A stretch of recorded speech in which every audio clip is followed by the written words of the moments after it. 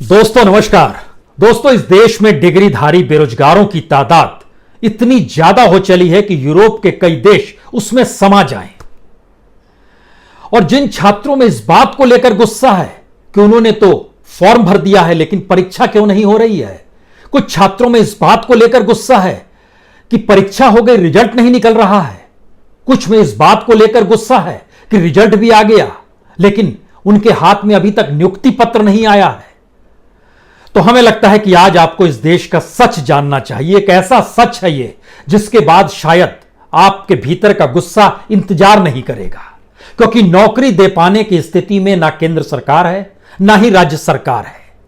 इस देश के भीतर का जो सिस्टम काम कर रहा है वो कैसे काम करता है और खासतौर से नौकरी देने के मामले को लेकर हमें लगता है ये आज आपको जानना चाहिए। और खास तौर से उन छात्रों में जिनके भीतर इस बात को लेकर गुस्सा है कि आखिर रेलवे रिक्रूटमेंट बोर्ड अभी तक कुछ कर क्यों नहीं पा रहा है। कुछ छात्रों में इस बात को लेकर गुस्सा है कि service selection commission combined graduate level की जो टियर 1, टियर 2, टियर 3, टियर 4 जो परीक्षा लेता है वो लेता क्यों नहीं है और उसके रिजल्ट क्यों नहीं आ रहे हैं। आपका गुस्सा या तो ठंडा पड़ जाएगा या फिर आप इस हकीकत को जान लेंगे कि इस देश के भीतर की स्थिति क्या हो चली है।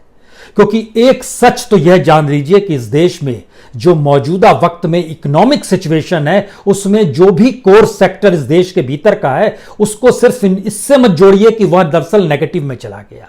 हमारी जीडीपी -23.9 आ गई। सिर्फ आज इस लहजे में मत सोचिए, यह सोचिए कि कोई भी इंडस्ट्री, कोई भी सर्विस सेक्टर, कोई भी अपने तौर पर स्टार्टअप किसी भी नए व्यक्ति को नौकरी देने की स्थिति में नहीं है। और केंद्र और राज्य सरकार की स्थिति तो धीरे धीरे ऐसी हो रही है कि जो कर्मचारी काम कर रहे हैं उन्हें भी वापस वेतन कैसे दिया जाए यह संकट से वो जूझ रहे हैं।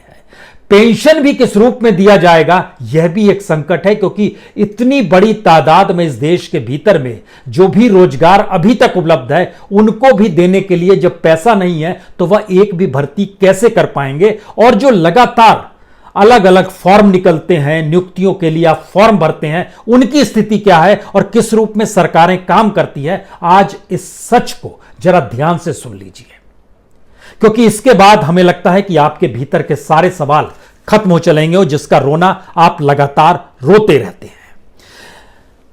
हमें लगा कि रेलवे रिक्रूटमेंट बोर्ड से शुरू करें, क्योंकि कई लाख नौकरियों का जिक्र था, कई करोड़ आवेदन भर दिए गए और इस बात की जानकारी आई कि सरकार ने सिर्फ फॉर्म भरने से ही 1000 करोड़ रुपए कमा लिए।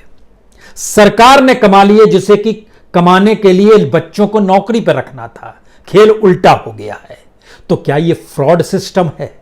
क्या यह सिस्टम फेलियर हो चला है? क्या एक ऐसे सिस्टम की दिशा में हम बढ़ चुके हैं जिसमें जिसके हाथ में राजनीतिक सत्ता होगी वह सिर्फ अपने लोगों को किसी तरीके से भर्ती करेगा? मौजूदा वक्त का सच तो यही है।